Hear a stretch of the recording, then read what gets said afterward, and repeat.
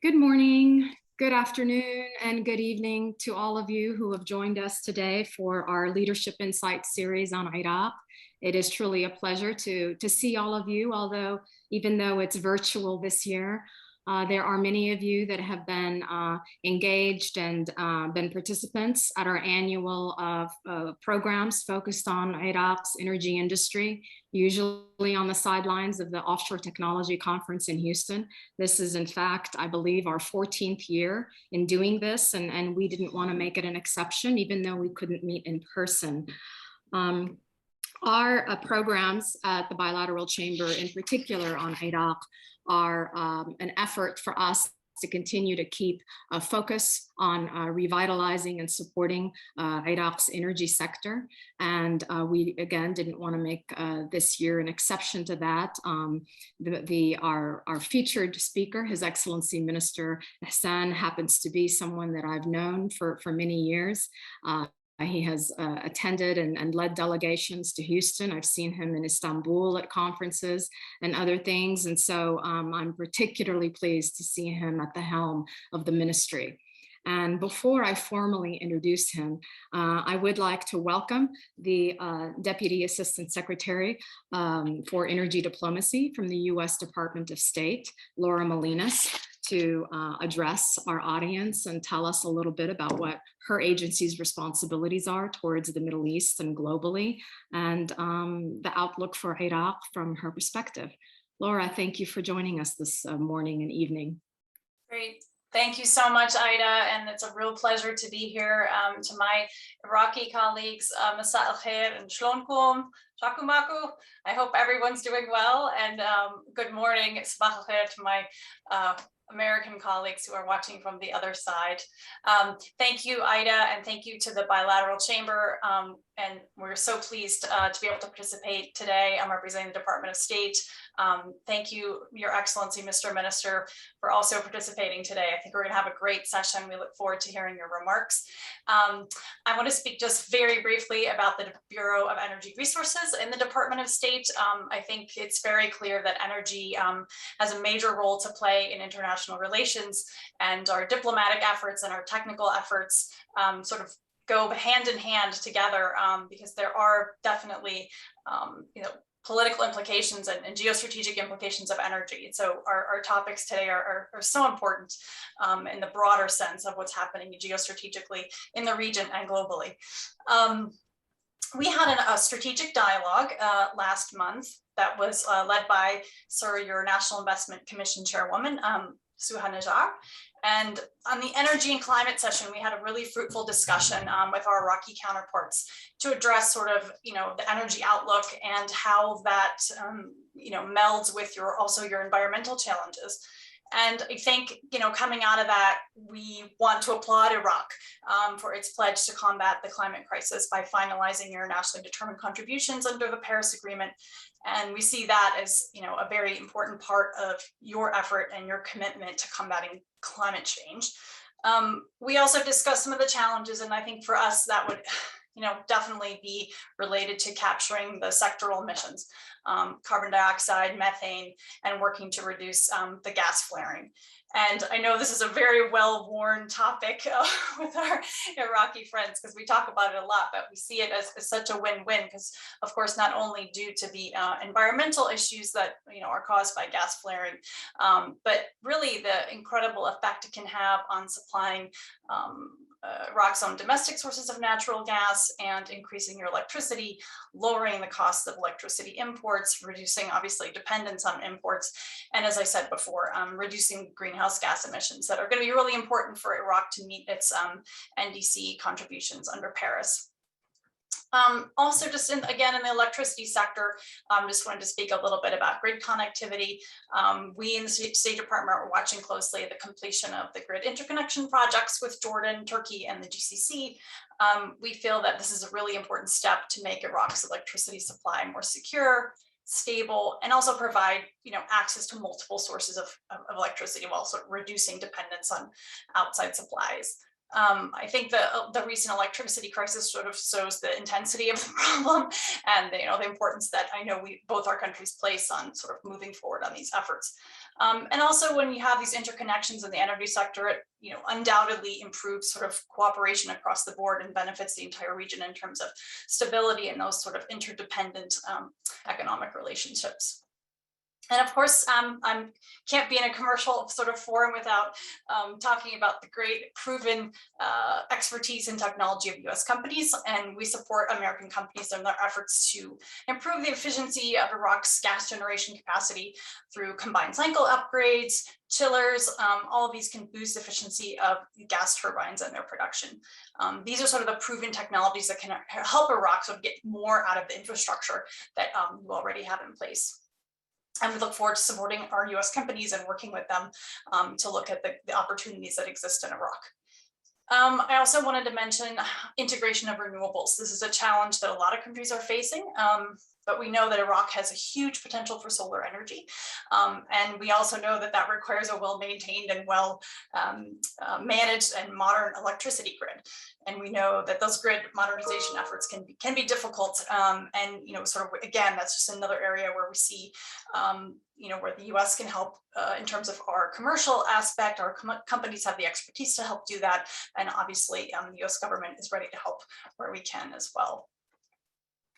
Solar power, probably a resource that has gone slightly untapped in Iraq. At the strategic dialogue, we were happy to hear the Iraqi delegation discuss some very ambitious goals, including plans to solicit bids for 7,500 megawatts of solar power. And again, just getting back to the climate imperative, but also the economic imperative, sort of reducing dependence on outside electricity imports. Really deploying that solar energy is going to help on both of those fronts. Finally, I just wanted to discuss the costs. Obviously dropping every day. This technology is becoming more and more affordable. We know that battery and solar PV costs have just declined more than 80% in the last 10 years. And that's just a trend that's continuing. And so as we seek to help countries afford to install that additional capacity, we see that the costs are really making it more and more affordable. We also are going to encourage Iraq to consider the development of distributed sources of renewable power, including rooftop solar. This can be a very efficient way to ramp up renewable energy installation, and in urban areas, and can be a really good solution. Finally, I would just like to thank you, Your Excellency, once again for participating. We look forward to hearing your remarks. I just want to touch on some of these priorities in my opening, and thanks again for participating. Thank you so much. Thank you so much for those very insightful remarks, Secretary Malenas. Your Excellency, as I said, we've crossed paths over many years. Your background, your technical know-how, your familiarity and dedication with Iraq's energy industry is unmatched. It's really been a pleasure to work with you over the years. When you took the helm as minister, one could say that it was at the most challenging times for anyone to be a minister of oil. The prices had crashed. We were facing a global pandemic, the ongoing issues with that you're facing in Iraq. I just want to share with us your particular philosophy and decision to take on this role in such strenuous circumstances. Tell us a little bit about that. Thank you. Really, it was very challenging time with very challenging position. In time of COVID-19 crisis, oil within $14 per barrel, new government, and many political and social challenging and security challenging. But the idea that within this time we have to challenge. We believe that Iraq have the potential to manage any challenge. Iraq have its history, Iraq have its resources, and there is a leadership, real leadership in Iraq, support the clean work, support the creative. So, because we believe that we have to stay alive, we have to protect Iraq from any further crisis, we go ahead with this position. And alhamdulillah, it was, in the first time, it was very confused methodology about relation with EIA, with OPEC, with other international entities who was in direct deal with us. But in the end, it was real understanding from the Prime Minister and Minister of Financing, good understanding from the IOCs, to be fair, BB, ANI, ExxonMobil, Shell, all of them was in the position to cooperate with Iraq because they understand the business and they know this challenge is worldwide challenge, not only Iraq challenge. So, alhamdulillah, we passed this weak point in the history of industry. We tried to keep the progress of the industry as it. We tried to avoid any stop for the project. Yes, there is some slowdown. There is some postponement for the decision, final investment decision, but we try to keep even the growth project alive. Well, I certainly, and I think everybody understands and commends you for kind of bringing it all together and keeping it together under those sorts of circumstances. There were negotiations with many IOCs. Some of them have been stalled. Some of them are moving forward.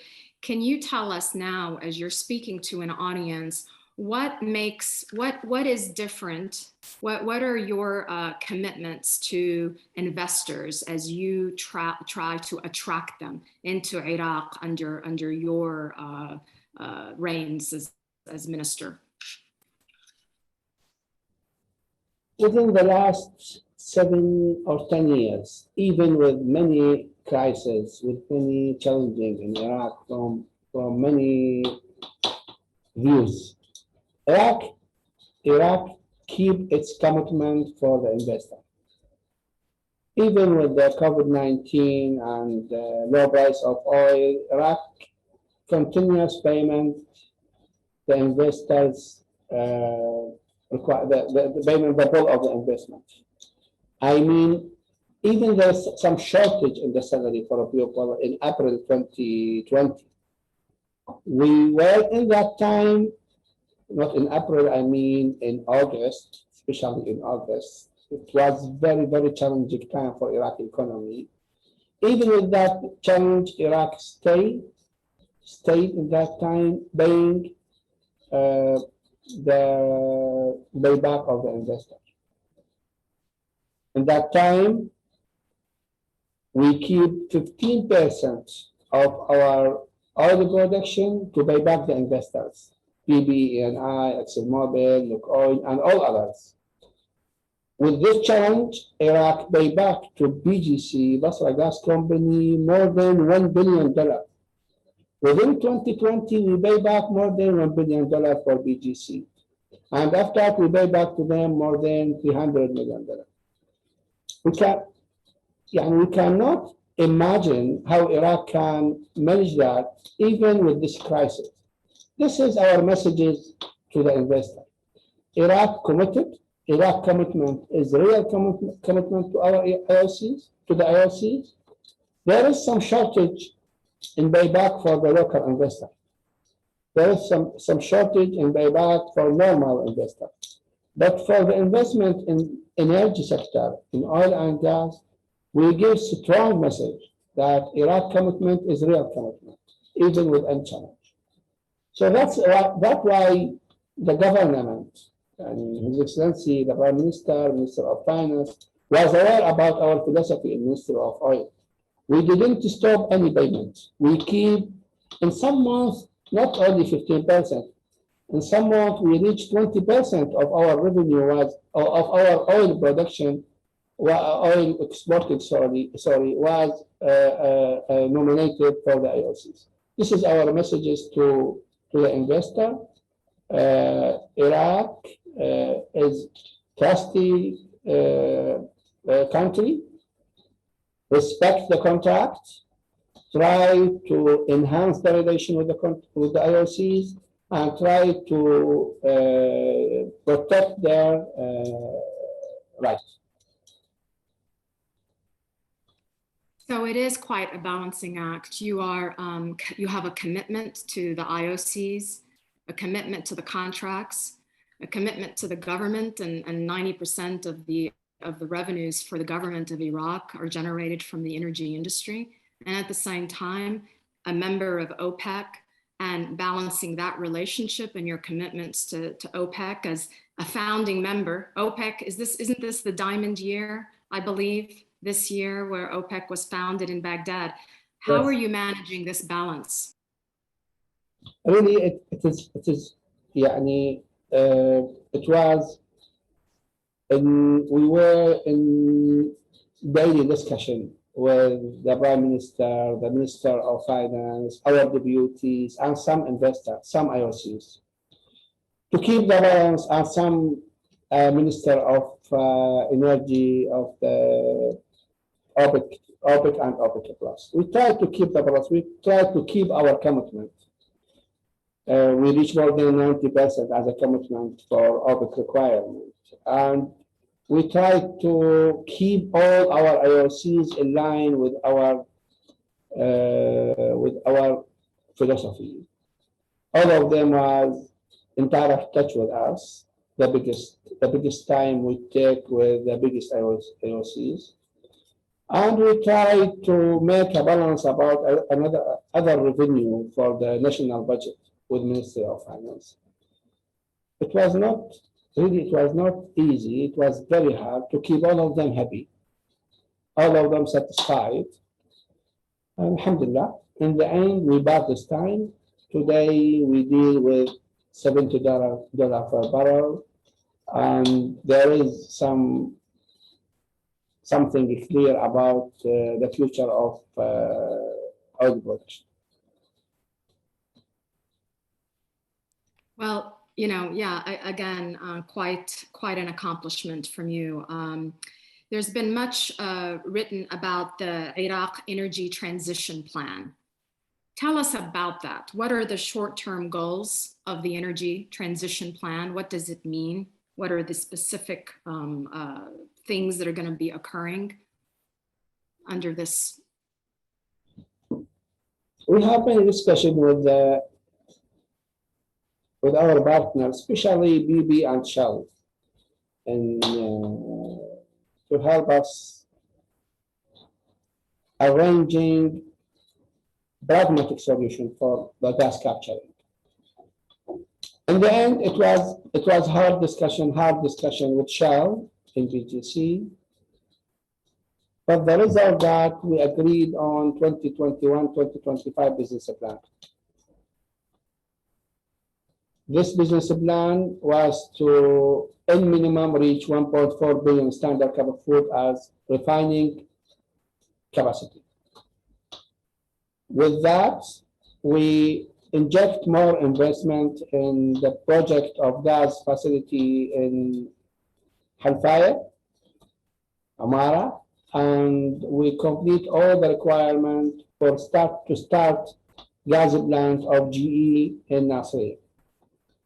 In the same hand, we go with a fast track discussion with Total to arrange all the agreement and contract for GGIB, Gas Growth Integrated Project in the south of Iraq, to capture 600, phase one, 600 million standard cup of food.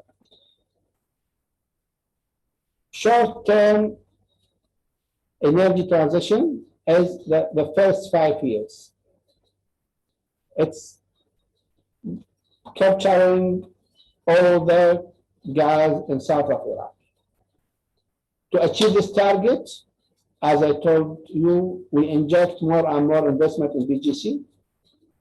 We support them for IFC loan, the first green loan in Iraq, and now we discuss the second loan.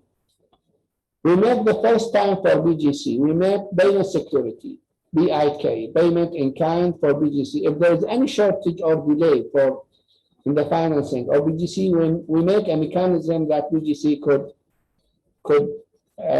fulfill the requirement of the financing from oil lifting. So we keep all the drivers for BGC to go ahead to complete its target and to complete its business plan 2021-2025, which will result in minimizing the flaring gas in the three fields, the biggest three fields, Malenas, Zubair, and West Burma, one. And on the other hand, we inject more investment for other fields to accelerate the gas gathering process. So our short term from 2021 to 2025 is to make more capturing for gas. Our target is to reach more than 90% of the flared gas. And I think if the new government stay with the same government philosophy or process, we will reach that. Our partner is the biggest partner worldwide, Shell, Total, BP, ENI, and all of them have their commitment for climate change. They are part of the new world about decarbonization and carbon footprint. So we think that we start the real way, we start the right way to achieve this target of 1995. This is our short term. For that will help us to mitigate the carbon emission and to be more independent from importing any external gas. The second phase, inshallah, after 2025, which is commercial issue and climate change issue, is to change the fuel of the power plant from liquid fuel, I mean heavy fuel oil and crude oil, to gas fuel.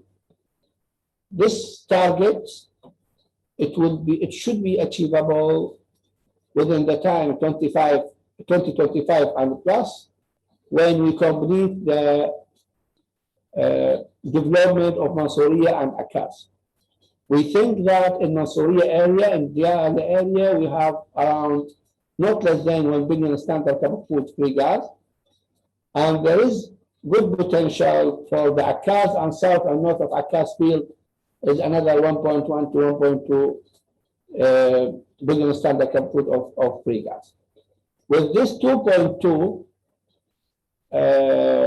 billion standard cubic foot of free gas, we could, inshallah, release more than 80% of the heavy fuel oil and crude oil, which is now flared in the power plant. It's a big challenge for us to reach that, but it will be our footprint in Iraq to be away from any liquid in power generation, in the fuel of the project. This is for short-term and long-term energy transition in Iraq. In the same way, we make really good progress. It was managed by our advisor, Minister of Oil Advisor, Dr. Abdul-Jabbar, to attract more and more solar power generation. We award for static 2 plants. It is now under contract, and signing the contract. Static, Norwegian company. 2 area, 300 megawatt in Karbala and 225 megawatt in Al-Hilla. And there is good progress in negotiation with Total. We start arranging the implementation contract with Total 1 gigawatt in the south of Iraq. There is 2 gigawatt with Mazda. The day before yesterday, we received the technical and commercial offer, and it is under discussion in Ministry of Electricity under support for Dr. Abdul-Jabbar and the Investment Commission. And there is also 2 gigawatt with Power China under negotiation. So we make a decision. I think we have to protect this decision. We try to protect this decision that there is no more expansion in power generation depend on oil or gas. We try to keep the current installed capacity, which is 33 gigawatt, develop it to 40 gigawatt by changing the single to combined cycle to reach 40 gigawatt of normal power generation, classical power generation, depend on oil and gas, keep as much more possible gas fuel, changing from long term to changing the liquid fuel to gas fuel, but without increasing the total installed capacity above 40 gigawatt.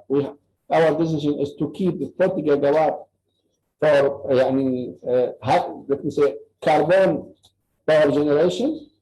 All other extra adding for capacity should be from solar energy. Iraq is still green. We have multi-million of hectare open area. So the solar in Iraq today is better than UK or USA as a sunny day.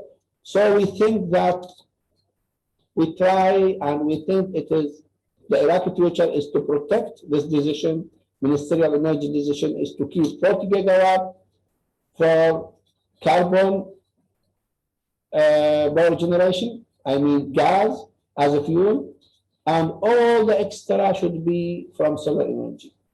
Now we discuss with the contractor, 7.5 gigawatt from solar energy. I'm sure that DFC, IFC, US Exim Bank can do good work, can do good, let me say, job in that if they support this plan for energy transaction, if they facilitate the loan and the financial support for this transaction program, support all the financing for the investor, will be a huge effort, and it will be positive for us and positive for Iraqi transaction. These are phenomenal. You packed a lot of information there and a lot of opportunities. I think I'd like to ask Secretary Malenas, given what you said that your mandate is with respect to clean energy, what are your thoughts on the minister's announcements? Well, fantastic. And as you said, a lot to process. I think very exciting to hear that, the plan is when you're going to add additional capacity, that's going to be from a renewable source. And of course, you have abundant solar resources. And that's really got to be the wave of the future, because expanding with fossil fuels is not going to help us, tackle our climate crisis. I did want to pop in a very quick question, just specifically about methane. When we talk about natural gas and of course, changing over, transitioning from liquids to gas, that's a strategy that a lot of countries are adopting. It makes a lot of sort of economic sense, and it's, sort of relatively easy.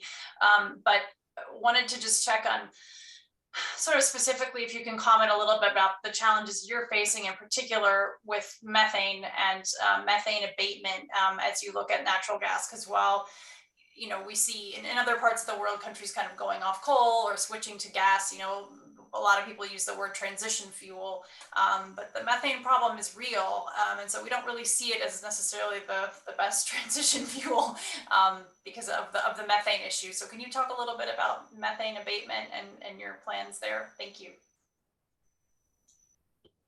Thank you, Mr. Laura. The issue with methane is something complicated, to be honest with you. We have to understand what is the challenge in Iraq. Iraq is 40 million population, 2.5 the growing. That means every year there is more than 1.1 to 1.2 million new generation for Iraq. We can say single revenue source from oil and gas. We can say from oil, the gas is very is very little. We export around 100,000 tons per year of LPG and 400,000 tons per year of condensate and similar of naphtha, and that's it. So 88% of our revenue is from oil. It is not the issue. The idea that even the economic dynamic, the dynamic of economic in Iraq is linked directly to oil and gas. Yeah, I mean, it's not only the external revenue come from oil and gas. Even the internal economic dynamic is dependent on the oil and gas industry. So this challenge is we have to deal with it in pragmatic way. We think that we have to focusing on investment in gas capturing without any delay. Adding more and more requirements maybe will make us lost. Gas capturing as first priority, second priority, changing the fuel from liquid to gas by adding more free gas from Akaz and Mansouriya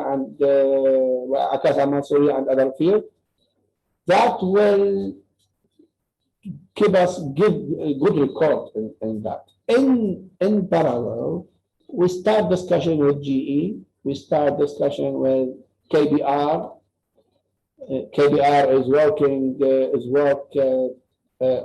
taking big role in Iraq, especially with Basra Oil Company, to support Iraq in gas capturing and in the new technology. For that, we have good relation with GE, Baker Hughes and GE Power, and it's we can say there is something single source for GE machine in all our field because it's heavy duty and our team is trust that. So we start discussion with GE about how we can mitigate the methane challenge. What is the cost of injecting hydrogen with the fuel? How we can make it commercially workable? To be honest, the gas capturing is not only climate change target. It is before that commercial targets. Changing the fuel from liquid to gas is not only climate target, it's only commercial target because exporting crude oil and heavy fuel oil have more revenue when we compare with the utilizing the gas. So in Iraq, to be honest, we have to focusing on some targeted, some methodology or some, let me say, project, but it should be commercially workable. We cannot invest in something within this time, within this challenging in Iraq. We cannot invest in some project without and its commerciality is negative. So this is the idea. In this time, we are just in research. We try to understand which way is better with low cost and low investment. This is the idea. I can't say yes, we are in line, we are working, but this is the idea. For methane challenge, we still in negotiation and studies with KBR and Baker Hughes. But for gas capturing, no, we changed the priority. Iraq from 1924, from Kirkuk, the first drop of oil. Iraq priority is upstream. The second stream is refinery. The third or the fourth priority, sorry, the first priority is gas. Now, within this government, we change the priority. We give them the first priority to gas capturing. Even we change the culture. Before that, we say it is associated gas. Now, because we're focusing on gas, we say we have to utilize the gas and associated oils. So, this is our target, this is our plan, we are clear in that.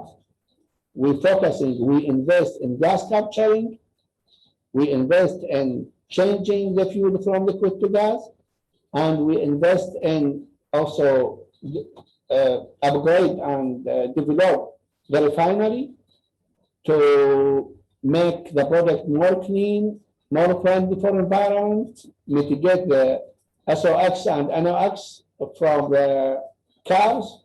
This is the short-term and long-term target of this. If there is extra support from DFC, IFC, Exim, we'll be happy. But our priority is for that. That's very clear. So support from DFC, Exim, other instruments like this would be very helpful. Any thoughts on that, Secretary Malenas? I mean, nothing specifically. I mean, those are, I don't want to speak on behalf of those agencies, but I fully take the minister's point on regarding the commercial viability of a project. Of course, you're not going to, take on a project that's going to, completely be a terrible investment for your country. That would obviously be a bad idea. So I understand that, but I think, because of, the growth in the energy sector and the huge challenges in front of us. And I think that wonderful investment opportunities that are out there, I think there's definitely good commercial opportunities and plenty of US companies that probably have a lot of interest in them. So take that point. Thank you. Indeed. And can you elaborate a little bit about the downstream sector and the investments being made to upgrade the refining sector and what specific types of technologies you're looking for?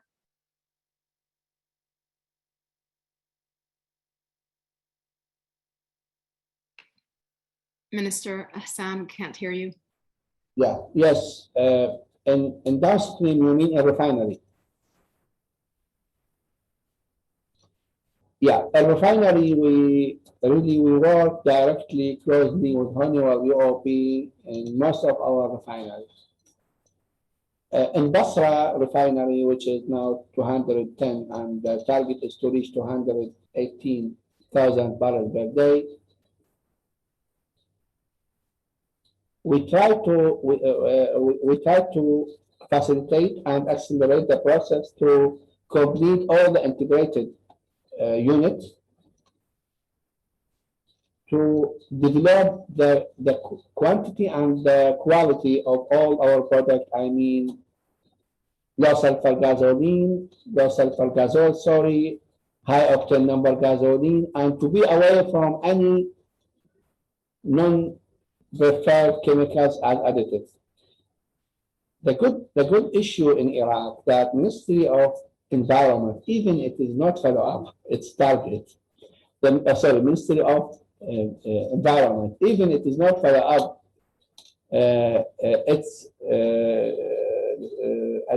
recommendation or instruction, but there is strong regulation from their side about the additive in refinery. So Ministry of Oil is the most respected entity in Iraq to follow Ministry of Environment instruction and recommendation. So a refinery, in direct deal and direct cooperation with Honeywell UOP and with Technip, the French company, all our refinery under upgraded. In Basra, we have 3 new units, isomerization and other units, to develop and to upgrade and to enhance the quality of all our production. And there is a new FCC with JGC, Japanese gas company. The cost is around $4.3 billion. It is just to develop the environment, mitigate to the minimum the side products of the refinery, and enhance the quality of the product. Similar to that in Dora with UOB, and in Beji with Technip also. With Technip, now we try to include KBR also in that. So our target is to reach 1.2 million barrels per day of refinery capacity with high quality, with high standard, respected the international standard, and respected the recommendation from Ministry of Environment. There is some idea to go to investment refinery like Alfa refinery with Chinese company, but it's still early to speak about that. It needs not less than 8 years. But this is the idea of our approach in the refinery in Iran. Very good. And before we run out of time, I know that there's a lot of interest in hearing from you on what are the financial guarantees and incentives available for those gas to power projects you spoke about. Thank you. This is very important for me to speak about. Yeah, I mean, we try to make some general mechanism for that, but it's not workable because it's different from field to field, from time to time. But let me speak about that in simple way. We will be happy to receive any request from specialist company. Have a record in that. Yani, we will be happy to receive offer from any company which do this work itself, by self, not by another partner. Is that clear? I mean, Agrico, GE, and others, which work already in Iraq or work outside Iraq. We will be happy to receive any request, any offer, any proposal from any specialist company about this gas to power. And we will give them the access to go to Rumaila, West Gurnet 1, West Gurnet 2, Bin Omar. We flare not less than 700 million standard cubic foot per day in this field. The target, we need some bridging for the time from 2021 to 2024, 2025, because there is Basra and GL train will be online end of 2022. Basra and GL train 2 will be online end of 2023. Halfaya train will be end of 2023. Nasriya train will be end of 2024. Total train, Rattawi will be end of 2024. So there is many train, I mean there is many refining capacity will be online within the 4 years. We don't ask the investor to come to invest for 2 years or 3 years. We will receive any offer from them, but they have to be in field to understand what is the challenge of the gas gathering and what is the challenge of the exporting of the electricity. And we will be happy to receive the offer from them. Let me more simplified. Now, in Rumaila, in North Rumaila or South Rumaila, there is more than 300 to 400 million standard cubic foot of gas is flared. I'm sure BGC, which is Shell, we will be ready to receive this gas end of 2023. Okay? So there is 3 years for BGC, Basra Gas Company, to capture all this gas. If any investor comes to make its fast-track solution to utilize this gas and export electricity, I will be happy to make a deal with him if he can give us pragmatic price. I'm not asking about low price. I know it is a challenge to invest. Iraq government will give commitment that all the electricity produced from this train will be sold and Iraq will pay to him the cost of this. It's different from field to field. And I'm not saying it is just 3 years. He can put a plan of 5 years. If BGC complete its project and utilize the gas, let me say in 2024, Ministry of Oil and Ministry of Electricity will be committed to provide him dry gas from the refining gas just to complete the 5 years. That means we need fast-track solution with the idea that this fast-track solution will work for 5 years to pay back its investment. Who will pay? Ministry of Electricity. What is the cover? BBA. Who will be who will commit it for Ministry of Electricity also? Ministry of Finance. Which one will give him all the access to go inside the field? Ministry of Electricity. Ministry of Oil, sorry. So this is the idea. We need a real company could do fast track work, TM 200, 2500, another facility, but we should understand that the target is 2027 will be finished. We can imagine that the delay in BGC 1 year, 2 years, in total 1 year, 2 years, in Halfaya 1 year, 2 years, but not more than. So we need a bridging solution. If they come early, we will provide him fuel from dry gas. If they didn't come early, we will commit with him with the 5 years. Is that clear?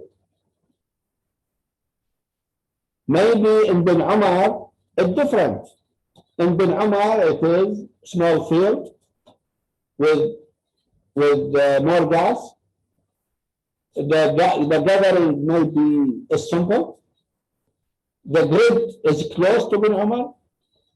So the price of the kilowatt hour or megawatt hour will be different from Al Hais, which is far away, 70 kilometers from the center of Basra. Maybe it needs 10 kilometers to make a grid connection. The gas in Al Hais is just 70 million standard cubic foot. The gas in Ben Omar is more than 100 million standard cubic foot. So every field have its biology. But the good idea that all our field is close to the transmission, electricity transmission. And all our field is with its facility and under operation by BOC. So single point accountability in field, which is BOC and IOCs, single point accountability to accept the electricity, which is Ministry of Electricity. And all the deal will be covered by Ministry of Finance. Maybe in Ben Omar, the megawatt hour will be $50, $40. Maybe in the highest they will ask for $60. It is not one price. It depends on the complexity, quantity of a production, and other. So it is open book discussion. We'll be happy to receive Mr. Abdul-Baqi is responsible. Dr. Abdul-Baqi is responsible for that, and we have from Ministry of Electricity also professional person to deal with that, and we are happy to receive that. It is a bridging solution. It is not long-term solution. It is a bridging solution because of the delay of the NGR in North Rumaila and BGC and the other project. We need this bridging solution to capture the gas and to export the electricity. That's a remarkable statement and vision. Ministry of Electricity will be responsible to buy all the production of electricity. It is take or pay. Ministry of Oil will be not responsible to manage any default in gas gathering. The gas gathering, it will be the responsibility of the investor. If there is any, let me say, cut in oil production, it should be in some level. There is, let me say, if he come to Rumaila and he puts 500 megawatt facility. he thinks that there is 125 million standard cubic foot gas. BOC decided to cut the oil production. That means cut off the gas. That means the gas is 100, not 125. There is a limit. We will agree there is a limit, maybe 10% more and less. It's grace, and or it is acceptable cut, but any cut over 10%, it should be paid by Ministry of Electricity or Ministry of So the mechanism we will do is to protect the right of the investor. Again, it is short term. He cannot come to say, I will make investment and in 10 years BBA. No. The BBA will be in 5 years. Because inshallah, we hope that Shell is a trusted company and we do everything for them. We support them for IFC, for PIK, for everything. So maybe 1 year's delay, no more. And the other IOCs is, I hope they are respectful and trusty in their plan they submit to us. So the business plan for us is just 5 years. You've really given us an insight into what your plan and your vision is, and I really thank you for that. I know we're coming towards the end of our webinar.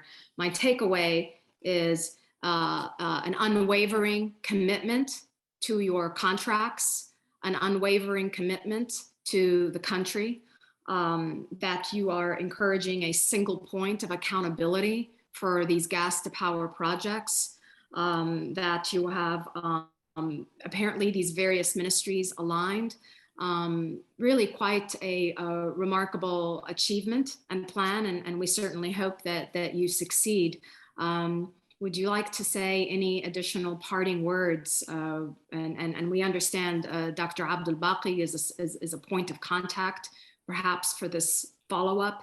So we may reach out to him and perhaps have another session to really drill down, if you will, into this process. All the contractors are aware about where is the flare gas. My recommendation, before they sit with Dr. Abdul-Baqi, they have to go directly to the field.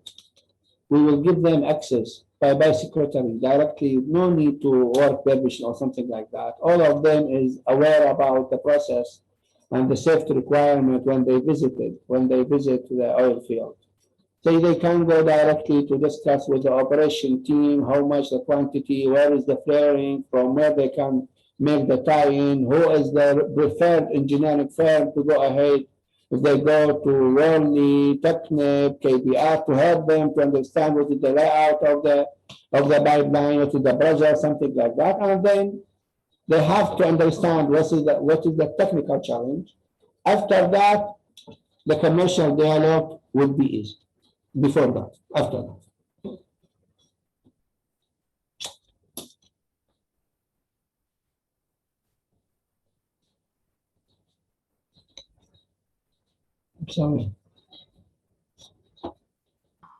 Sorry, I made the typical Zoom mistake. So I was going to say thank you very much for this roadmap. You have given us a real concrete roadmap, and I thank you for that. Secretary Malenas, thank you for being a part of this discussion. I don't know if you want to say any last words. You're certainly welcome to. No problem.